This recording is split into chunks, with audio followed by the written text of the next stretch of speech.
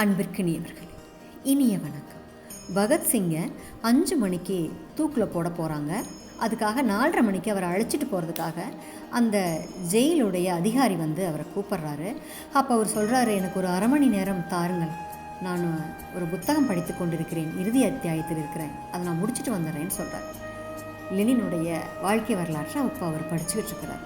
அப்போ அந்த அதிகாரி கேட்குறாரு அப்படின்னு கதவை திறந்து பார்க்குறாரு. உள்ள முழுக்க புத்தகங்கள். அவருக்கு பயங்கர ஆச்சரியம். ஏப்பா, நீ இன்னும் 1/2 மணி நேரத்தில் சாக போகிற, இப்போ கூட வா அப்படின்னு கேட்குறார்.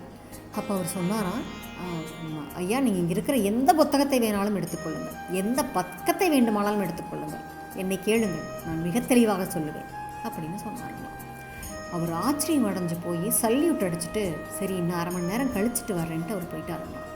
1/2 மணி நேரத்தில் தான் சாக போகிறோம்னு தெரிஞ்சும் அந்த படிப்புக்கு எவ்வளவு முக்கியத்துவம் கொடுத்துருக்கிறார் அந்த பகத்சிங். ஆனால் இப்போ இருக்கிற மாணவ செல்வங்களுக்கு அதனுடைய அருமை தெரியுதான்னு யோசித்து பார்த்தா கண்டிப்பாக இல்லைங்க. படிப்புக்கான முக்கியத்துவத்தை இதை விட வேறு யாராலைங்க சொல்லிட முடியும்? அதனால் படிக்கிற காலத்தில் கண்டிப்பாக படிச்சிருங்க. நமக்கான வாழ்க்கை இன்னும் இருக்குது அப்படிங்கிற நொடிகளில் அந்த நொடிகளை அழகாக்கிறது கண்டிப்பாக ஆகச்சிறந்த புத்தகங்களாக மட்டும்தாங்க இருக்கும். சரிங்களா? நாளை சந்திப்போம் தோழமைகளே. மகிழ்வுடன் விஸ்டம் மெட்ரிக் மேல்நிலைப்பள்ளி செய்யாற்றை வென்றார்.